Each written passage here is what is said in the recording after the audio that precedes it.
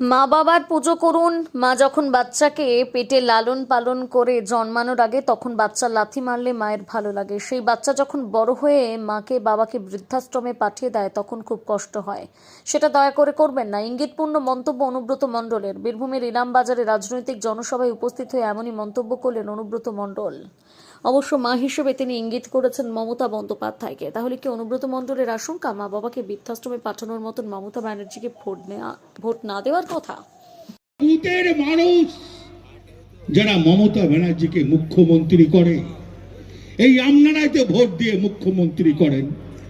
আপনারাই তো মমতা ব্যানার্জিকে আজকে বারবার মুখ্যমন্ত্রী করছেন, আবার 26 সালে মুখ্যমন্ত্রী করবেন। একটা কথা কি জানেন, ঈশ্বর আর আল্লাহ দুঃখ দেয় সুখ দেয়, আর মা বাবারা খালি সুখ দেয় দুঃখ দেয় না। তা মা বাবার পুজো করুন। তাই বলতে চাইছি আপনাদের কাছে,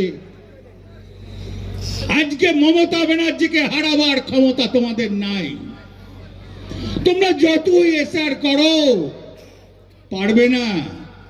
বিজেপি ভয় দেখিও না, অনেক ভয় দেখালে আবার ভয় দেখাছো, পারবে না। আমরা বিপুল ভোটে জয়লাভ করব, চ্যালেঞ্জ করলাম। এই ইলামবাজার বিধানসভা 50 থেকে 60,000 ভোটে এই মানুষ জেতাবে যে ক্যান্ডিডেট হবে। তাই তো জেতাবেন তো? জোর গলায় বলুন, জেতাবেন তো? শিওর? মা বোনেরা শিওর জেতাবেন? মমতা ব্যানার্জি আপনাদের পাশে আছে, ভয় পাবেন না।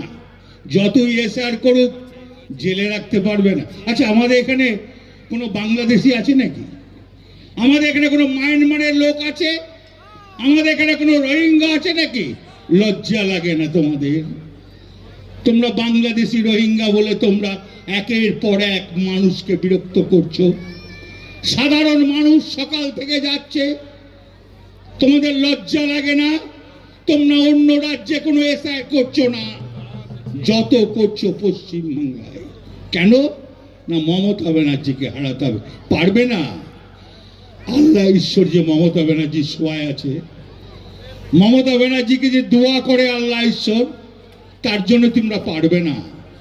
আর একটা কথা যাবার সময় বলে যায়, 26 সালে ভোট। আপনাদের কাছে আমি বলছি, যারা কর্মী আছেন, যারা মা বোনেরা আছেন, তারা দয়া করে